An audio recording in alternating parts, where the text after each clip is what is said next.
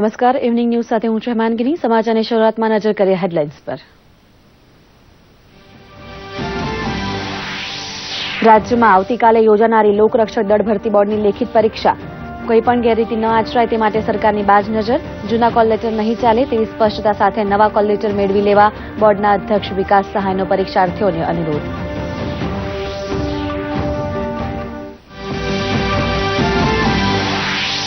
ભાવનગરમાં મુખ્યમંત્રી વિજયભાઈ રૂપાણીએ ખેલ મહાકુંભનું કર્યું સમાપન।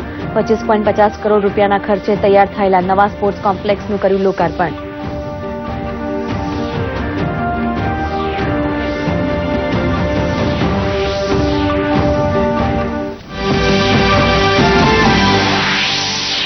જામનગરવાસીઓની પાણીની તંગીને નિવારવા સરકારના અસરકારક પગલાં। સૌની યોજના અંતર્ગત આજે 3 ડેમમાંથી જામનગરને પાણી આપવાનું કરાયું શરૂ। ઉનાળામાં પણ જામનગરમાં પાણીની ખેંચ નિવારવા સરકારનું આગોતરું આયોજન।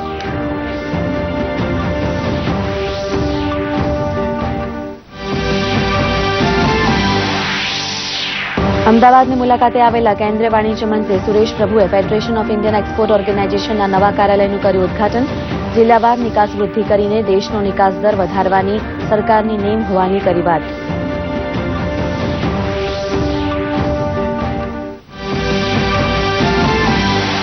પ્રધાનમંત્રી નરેન્દ્ર મોદી આજે ઝારખંડના પલામુની મુલાકાતે। ઝારખંડમાં માંડલ બંધના ખાતમુહૂર્ત ઉપરાંત ₹1,138 કરોડના ખર્ચે સિંચાઈ અને પીવાના પાણીની યોજનાનો કર્યો શિલાન્યાસ। ઓડિશામાં ₹5,000 કરોડથી વધુના ખર્ચની યોજનાઓનું ખાતમુહૂર્ત। રાફેલ સહિતના મુદ્દે વિરોધીઓ ઉપર પાણી પસ્તાળ। બેંક કૌભાંડને કારણે વિદેશ ભાગી ગયેલા ઉદ્યોગપતિ વિજય માલ્યાને કોર્ટે કર્યો ભાગેડુ જાહેર। આર્થિક અપરાધી ઘોષિત થતા ભારત સરકાર કરી શકશે સંપત્તિ જપ્ત। આર્થિક અપરાધના નવા કાયદા હેઠળ જાહેર થયેલ સૌપ્રથમ ભાગેડુ।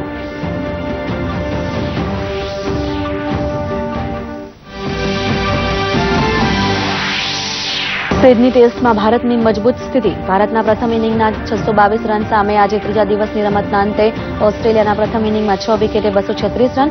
ફોલો ઓન ટાળવા ઓસ્ટ્રેલિયાને હજુ 186 રનની જરૂર।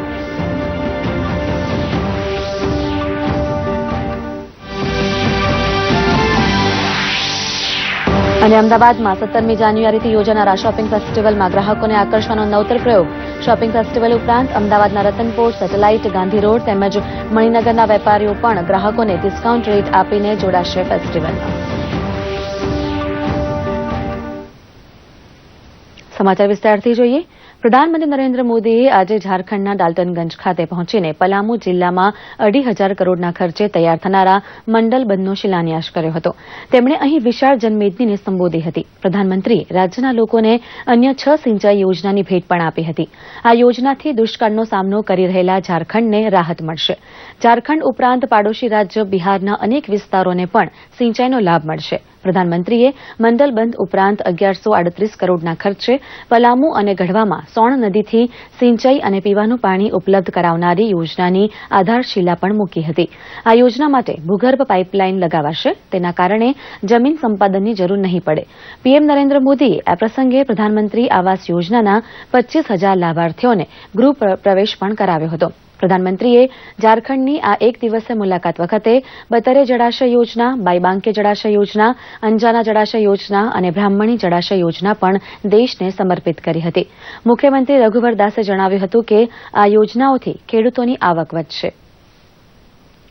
अगर मुझे राजनीति करनी होती, अगर मुझे किसानों को वोट बैंक का हिस्सा ही बना के रखना होता तो मेरे लिए तो बहुत सरल था। ये 1 लाख करोड़ रुपए की इतनी सारी योजनाओं के पीछे मेहनत करने की क्या जरूरत थी। ये चुनाव जीतने के खेल जो चल रहे हैं उसी खेल का परिणाम है कि उन्होंने किसान को कर्जदार बना के रखा है। उन्होंने नौजवान को याचक बना के रखा हुआ है। उन्होंने माता बहनों को असुरक्षित बना करके रखा हुआ है। उन्होंने सारी चीजें लोग सरकार के भरोसे जिए ऐसी व्यवस्था बना करके रखी है। उस व्यवस्था को बदलने के लिए मैं कोशिश कर रहा हूं। देश सरकार से नहीं, देश देशवासियों से चलना चाहिए। देश हम लोगों से नहीं, आपके लिए होना चाहिए। आपकी ताकत के भरोसे चलना चाहिए। इस इरादे से हम काम कर रहे हैं।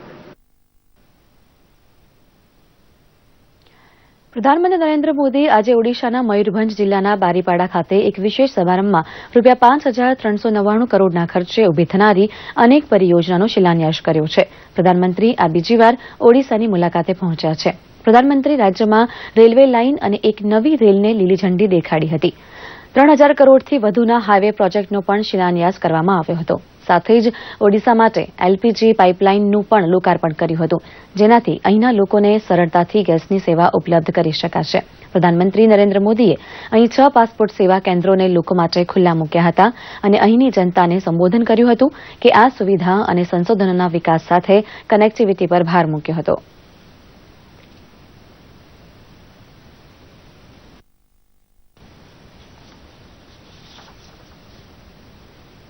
विकास, सबका विकास, तेज विकास और संपूर्ण विकास, ये केंद्र सरकार की कार्य संस्कृति है, संकल्प है, हमारे संस्कार है.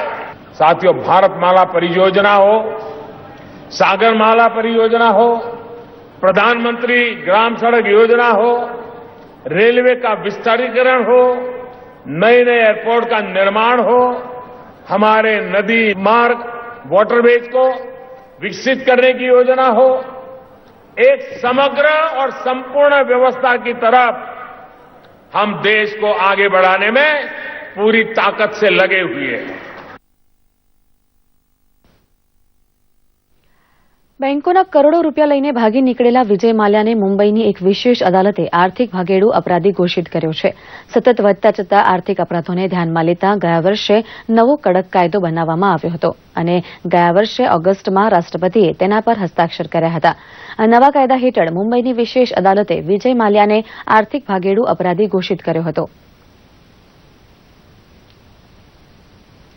આજે ભાવનગરના ચિત્સર ખાતે ₹54 કરોડના ખર્ચે નિર્માણ પામેલા સ્પોર્ટ્સ કોમ્પ્લેક્સ અને હોસ્ટેલ પૈકી ₹25 કરોડના ખર્ચે નિર્માણ પામેલા મલ્ટીપર્પઝ ઇન્ડોર સ્પોર્ટ્સ કોમ્પ્લેક્સના લોકાર્પણ પ્રસંગે તેમજ ખેલ મહાકુંભ 2018 સમાપન સમારોહ અને 69મી સિનિયર નેશનલ બાસ્કેટબોલ ચેમ્પિયનશીપના પ્રારંભ પ્રસંગે મુખ્યમંત્રી વિજયભાઈ રૂપાણી ખાસ ઉપસ્થિત રહ્યા હતા, જેમાં મંત્રી ઈશ્વરભાઈ પટેલ, વિભાવરીબેન દવે તેમજ ગુજરાત ભાજપ અધ્યક્ષ અને સિનિયર નેશનલ બાસ્કેટબોલ ચેમ્પિયનશીપના ઓર્ગેનાઇઝેશન ચેરમેન જીતુભાઈ વાઘાણી સહિતના મહાનુભાવો તથા બાસ્કેટબોલ એસોસિએશનના સેક્રેટરી તેમજ પ્રતિભાશાળી ખેલાડીઓ ઉપસ્થિત રહ્યા હતા. ખેલ મહાકુંભ 2018ના સમાપન પ્રસંગે રાજ્યકક્ષાની વિજેતા શ્રેષ્ઠ 3 શાળાઓને રોકડ પુરસ્કાર આપી સન્માનિત કરાઈ હતી. ગુજરાતના ગૌરવ સમા ખેલાડીઓ સરિતા ગાયકવાડ, અંકિતા રૈના, માનવ ઠક્કર અને હરમિત દેસાઈને રોકડ પુરસ્કાર આપી સન્માનિત કરાયા હતા. સાથે જ આ મહાનુભાવોની ઉપસ્થિતિમાં 69મી સિનિયર નેશનલ બાસ્કેટબોલ ચેમ્પિયનશીપનો પ્રારંભ કરાવવામાં આવ્યો હતો.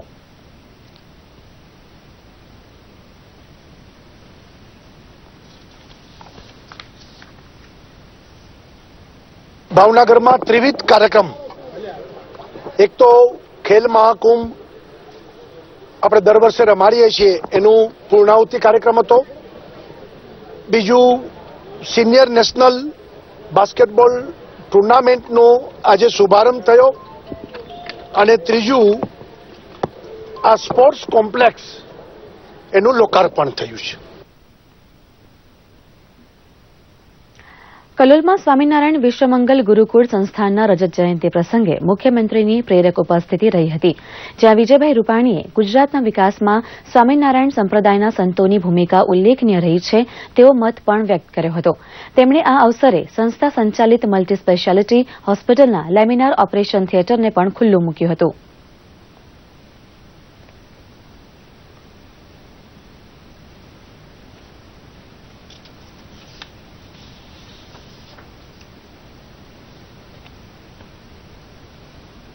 હોસ્પિટલ અને એના નવા વિભાગો અને સાધનોનું આજે લોકાર્પણ છે.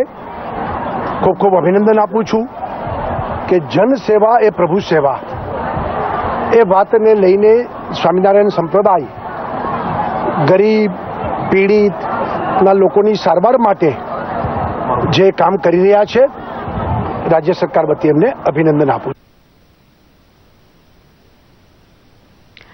કેન્દ્રીય વાણિજ્ય અને ઉદ્યોગ મંત્રી સુરેશ પ્રભુએ આજે અમદાવાદમાં ફેડરેશન ઓફ ઇન્ડિયન એક્સપોર્ટ ઓર્ગેનાઇઝેશનના નવા કાર્યાલયનું ઉદઘાટન કર્યું હતું. રાજ્યના વેપારીઓ આ પ્રસંગે મોટી સંખ્યામાં ઉપસ્થિત રહ્યા હતા. સમારંભને સંબોધતા વાણિજ્ય મંત્રી સુરેશ પ્રભુએ જણાવ્યું હતું કે સરકાર જિલ્લાવાર નિકાસમાં 2 થી 3 ગણો વધારો કરવા પ્રયત્નશીલ છે. આમ થશે તો દેશના નિકાસ દરમાં આપોઆપ વધારો થશે. આ પ્રસંગે ફેડરેશનના અધ્યક્ષ ગણેશકુમાર ગુપ્તા અને ગુજરાત હેડ જયપ્રકાશ ગોયલ પણ ઉપસ્થિત રહ્યા હતા.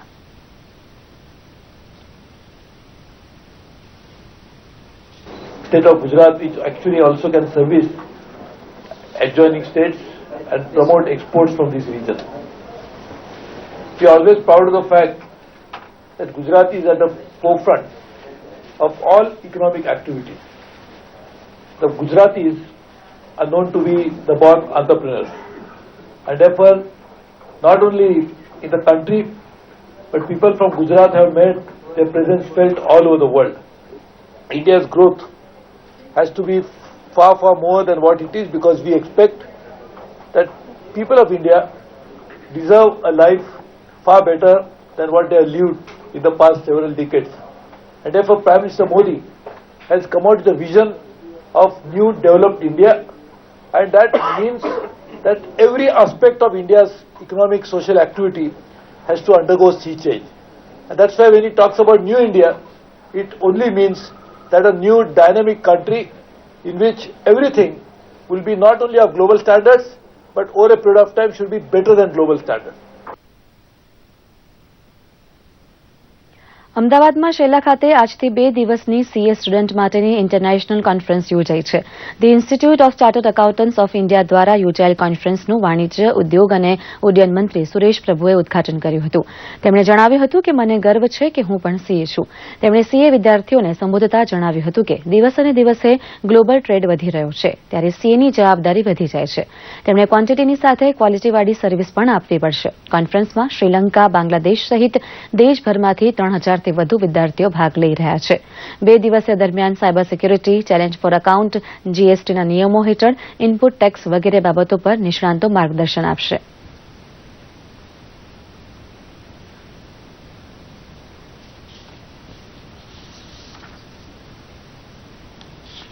Whether learning about how to deal with information technology, and therefore you are learning information technology, so obviously you have to deal with the flip side of cyber security.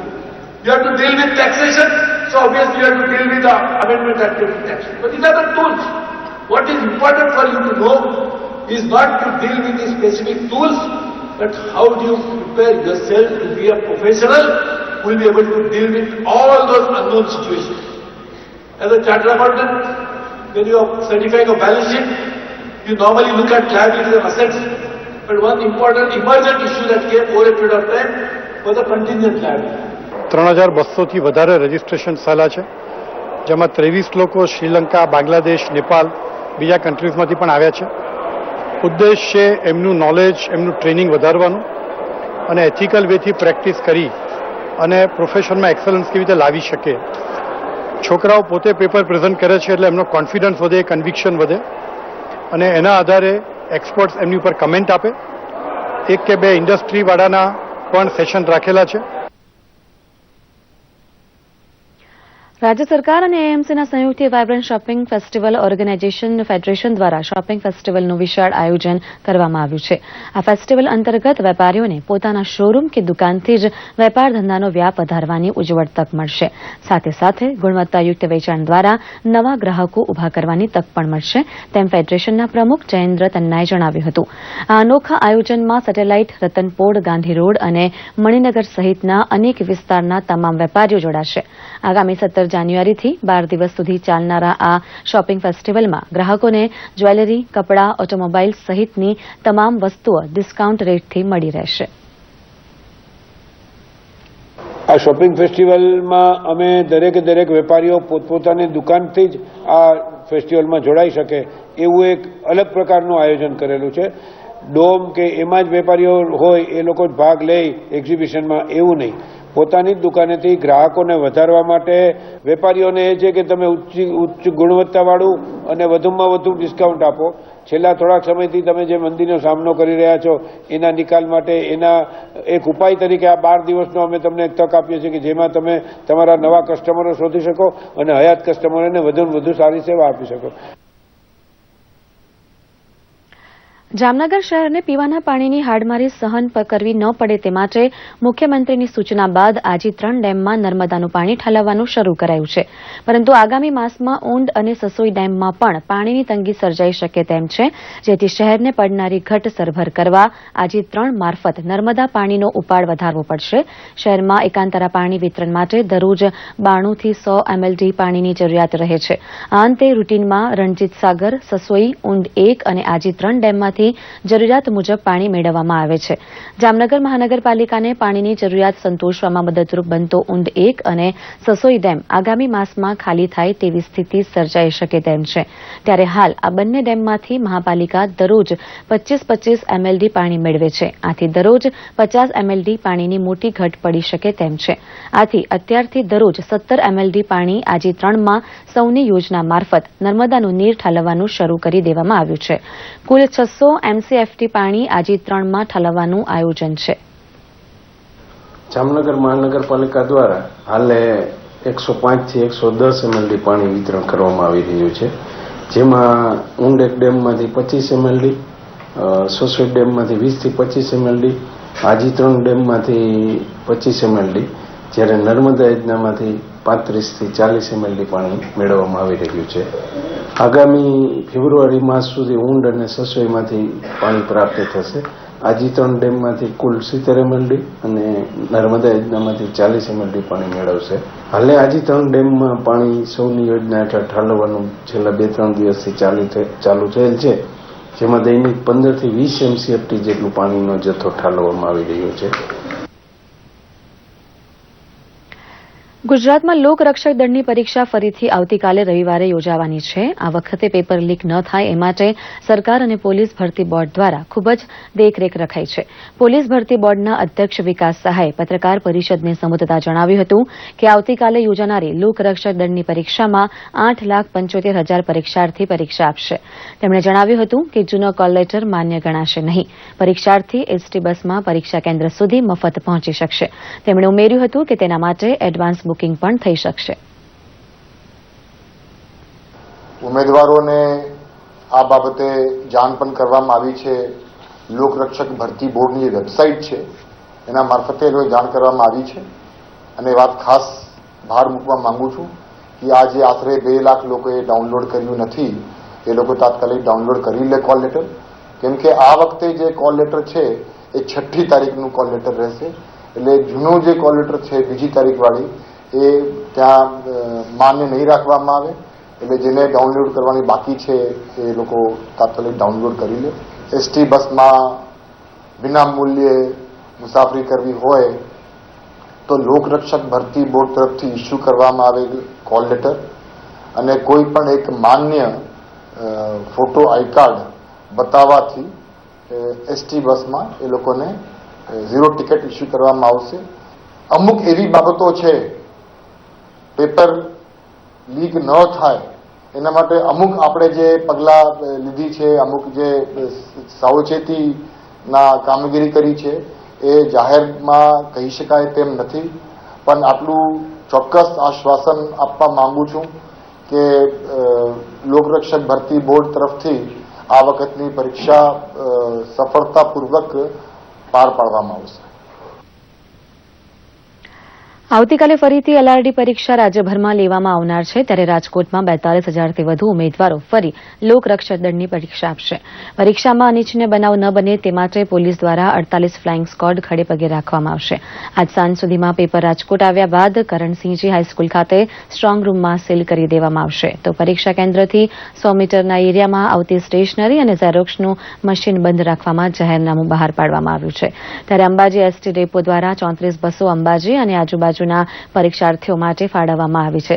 આ એસટીની મફત મુસાફરીનો લાભ લઈ રહેલા વિદ્યાર્થીઓ ખુશ જોવા મળી રહ્યા હતા અને આ વખતે શાંતિથી પરીક્ષા યોજાય તેવી પણ મહેચ્છા વ્યક્ત કરી હતી. બસ સ્ટેન્ડ ઉપર સંપૂર્ણ વ્યવસ્થા રાખવામાં આવેલી છે અને પરીક્ષા સારી રીતે પસાર થાય એને માટે ફ્લાઇંગ સ્ક્વોડની પણ જોગવાઈ કરવામાં આવેલી છે. દરેક પરીક્ષા કેન્દ્ર ઉપર સંપૂર્ણ પોલીસ અને શૈક્ષણિક વિભાગની સંપૂર્ણ વ્યવસ્થા રાખવામાં આવેલી છે. તમામ પરીક્ષા કેન્દ્રના આજુબાજુ 100 મીટર સુધી તક કોઈ પણ ઝેરોક્સની મશીન નહીં ચાલે અને પરીક્ષા સારી રીતે થાય એની સંપૂર્ણ વ્યવસ્થા કરી છે. રાજ્ય સરકાર દ્વારા એસટી નિગમની બસોમાં ફ્રી મુસાફરી કરવાના આદેશો કરેલા છે. એને લઈને અમો દ્વારા છેલ્લા 4 દિવસથી એડવાન્સ રિઝર્વેશન કરી ફ્રી એડવાન્સ રિઝર્વેશન કરી આપવામાં આવે છે. હવે આજે અને આવતીકાલ માટે અમો દ્વારા 34 એક્સ્ટ્રા બસોનું આયોજન અંબાજી ડેપો દ્વારા કરવામાં આવેલું છે, જેમાં 9 નાની છે અને 25 મોટી બસો છે. દેવભૂમિ દ્વારકા જિલ્લામાં ભાણવડ નજીકનું હાથલા ગામને શનિદેવનું પ્રાગટ્ય સ્થળ માનવામાં આવે છે. જે રીતે શનિદેવનું જન્મસ્થાન ચિંગડાપુર માનવામાં આવે છે, તે જ રીતે ગુજરાતના આ ગામમાં શનિદેવ પ્રગટ્યા હતા. અહીંયા ભગવાન શનિદેવના મંદિર પટાંગણમાં જ શનિકુંડ આવેલું છે.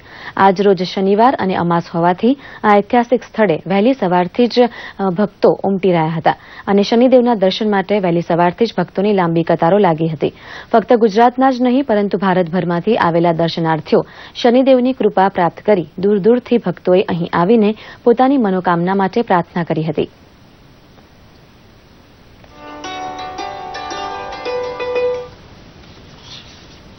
અમાવસના દિવસે પીપળાના વૃક્ષ નીચે એક દીપ પ્રગટાવી જલ ચડાવી અને શનિ મહારાજની પૂજા અર્ચના કરી અને શનિ મહારાજને રેજવે છે અને સાડાસાતીનું નિવારણ કરે છે. કૃપાની શ્રદ્ધા છે એટલે અમે લોકો હાલતા અવારનવાર આવીએ છીએ અને અમને ઘણા ફાયદા ને સારું છે મંદિર કે જ્યાં બધા લોકો આવી શકે છે, કે જે લેડીઝે આવી શકે છે. ભાવિક ભક્તો ધન્યતા અનુભવે છે. એક આ જેવું હાથલાનું શનિદેવનું મંદિર છે જ્યાં સ્ત્રીઓ ભાવ અને ભક્તિથી પૂજા અર્ચના કરી અને શનિદેવની કૃપા પ્રાપ્ત કરી શકે છે. સુપ્રસિદ્ધ યાત્રાધામ પાવાગઢ ખાતે વિસરાયેલી પાવાગઢ પરિક્રમા યાત્રાની સતત 2 વર્ષની સફળતા બાદ આજે પાવાગઢ પરિક્રમા સમિતિ તેમજ સ્થાનિકોના સહયોગથી શરૂ કરવામાં આવી છે. આજથી શરૂ થયેલી 2 દિવસીય પાવાગઢ પરિક્રમા યાત્રાને પાવાગઢ તળેટી ખાતે આવેલા વાઘેશ્વરી માતાના મંદિરેથી પ્રસ્થાન કરાવવામાં આવી હતી, જેમાં 10,000 ઉપરાંત પદયાત્રીઓ આ પરિક્રમા યાત્રામાં જોડાયા છે. ભાજપ યુવા મોરચાના અધ્યક્ષ ઋત્વિજ પટેલ તેમજ રાજ્યકક્ષાના મંત્રી જયદ્રથસિંહ પરમાર દ્વારા આ પાવાગઢ પરિક્રમાને પ્રસ્થાન કરાવવામાં આવી હતી.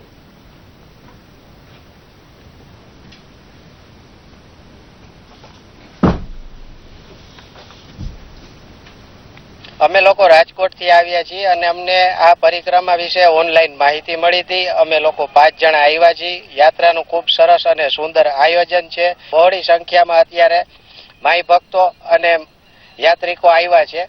જગ્યાએ જગ્યાએ પડાવ છે અને સેવાકીય પ્રવૃત્તિ એટલી ચાલુ છે. પાવાગઢ પરિક્રમા બહુ ઐતિહાસિક ચાલુ થઈ ગઈ છે અને બહુ મોટી સંખ્યામાં અહીંયા માઈ ભક્તો આવ્યા છે. જે કોઈને ખ્યાલ નથી એ બધાને ઓનલાઈન થી ખ્યાલ આવ્યો છે અને બધા ફર્સ્ટ ટાઈમ અહીં આવ્યા છે. અમે પણ રાજકોટથી આવ્યા છીએ. 44 કિલોમીટર 2 દિવસની આ યાત્રા છે. આ યાત્રામાં ઘણા મંદિરો આવેલા છે. એ મંદિરો પર દર્શન કરતા કરતા આશરે 10,000 થી વધારે લોકો અને એ લોકો આ પરિક્રમાને પૂર્ણ કરવા માટે ગુજરાતના ખૂણે ખૂણેથી પધાર્યા છે. તો પાવાગઢ પરિક્રમા સમિતિ તથા વિવિધ સંગઠનો દ્વારા આ પાવાગઢ પરિક્રમાને સહયોગ મળ્યો છે. સાથે જિલ્લા વહીવટી તંત્રનો પણ પૂર્ણ સહયોગ છે. આરોગ્ય તથા તમામ સુવિધાઓ પાવાગઢ પરિક્રમા સમિતિ દ્વારા કરવામાં આવ્યા છે. આદિવાસી બહુલતા ધરાવતા તાપી જિલ્લામાં આવેલ કાળીદાસ હોસ્પિટલ ખાતે વર્ષ 2007થી દર વર્ષે વિનામૂલ્યે સર્જિકલ કેમ્પનું આયોજન કરવામાં આવે છે. આદિવાસી, ગરીબો, વંચિતો અને મધ્યમ વર્ગના લોકો વિનામૂલ્યે આ સર્જિકલ કેમ્પનો લાભ ઉઠાવે છે, જેમાં હરણિયા, હાઇડ્રોસીલ, એપેન્ડિક્સ, હિસ્ટેક્ટોમી જેવા રોગો, સારવાર અને વિનામૂલ્યે દવા અપાય છે. સાથે અમેરિકા, રાજકોટ અને અમદાવાદ, સુરતના ખ્યાતનામ ડોક્ટરો દ્વારા માઇનર ઓપરેશન પણ કરવામાં આવે છે. આ વર્ષે યોજાયેલ કેમ્પમાં 400થી વધુ દર્દીઓની તપાસ કરવામાં આવી હતી, જે પૈકી 180થી વધુના સફળતાપૂર્વક ઓપરેશન કરવામાં આવ્યા હતા.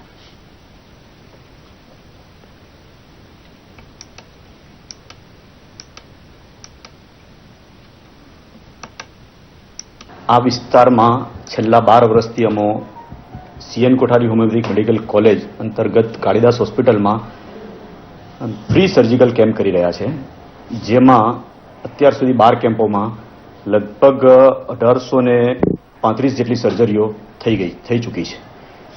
આ વર્ષે લગભગ 225 જેટલી સર્જરીઓ થવા જઈ રહી છે. કેમ્પમાં દેશ વિદેશના ડોક્ટરો ભાગ લે છે અને પોતાની વિનામૂલ્યે સેવા આપે છે. એમાં આપણા ગુજરાત રાજ્યમાંથી રાજકોટ, સુરતથી પણ ઘણા સર્જનો તેમજ એનેસ્થેટિસ્ટો વિનામૂલ્યે સર્જરી આપવા આવે છે. અને હવે જોઈએ રાજ્યના કેટલાક મહત્વના સમાચારો સંક્ષિપ્તમાં.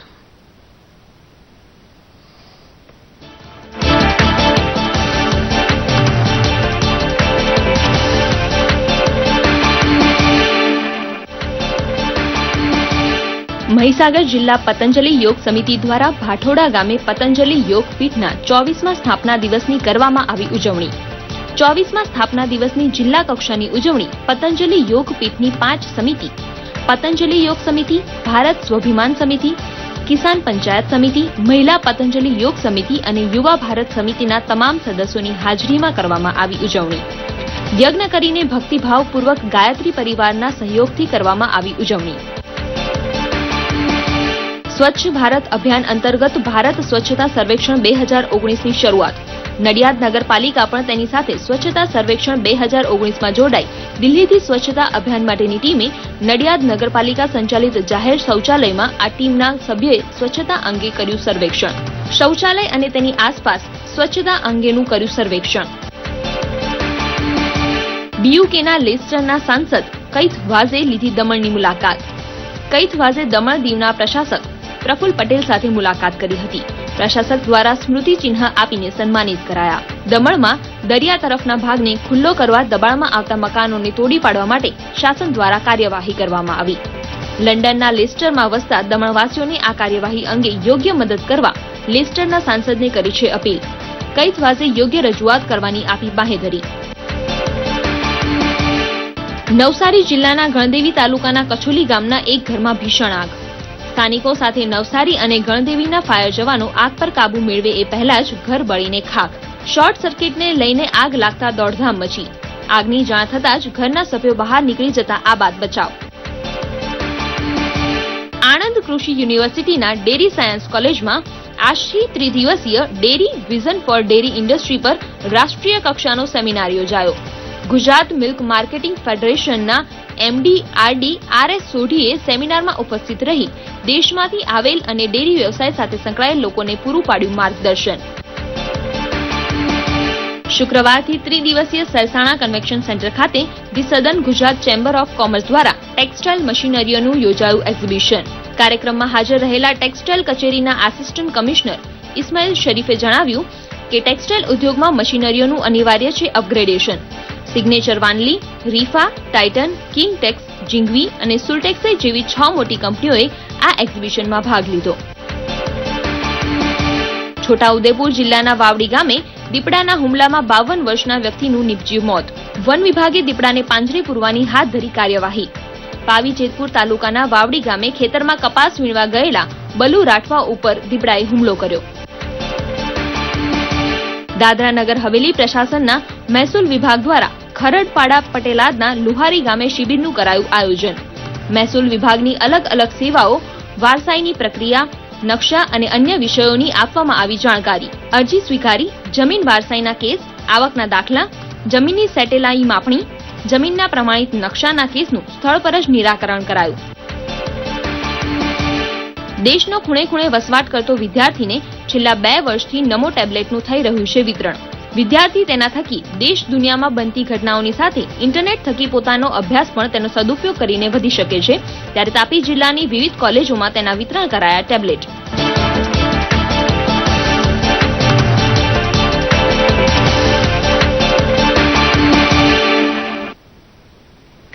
વાત કરીએ ક્રિકેટની તો સિડની ટેસ્ટમાં ભારતની સ્થિતિ મજબૂત બની છે. ભારતે પ્રથમ દાવમાં ખટકેલા 622 રનના વિશાળ સ્કોર સામે આજે ત્રીજા દિવસે ઝાંખા પ્રકાશને લીધે રમત અટકાવી દેવાઈ. ત્યારે ઓસ્ટ્રેલિયાના પ્રથમ દાવમાં 6 વિકેટે 236 રન થયા હતા, જેમાં હેરિઝના 79 તેમજ લેબુરોનના 38 રન મુખ્ય હતા. કુલદીપ યાદવે 3 તો રવિન્દ્ર જાડેજાને 2 વિકેટ લેવામાં સફળતા મળી છે. મોહમ્મદ શમીએ પણ 1 વિકેટ ઝડપી છે. આ સાથે જ આ બુલેટિન સમાપ્ત થાય છે. નમસ્કાર.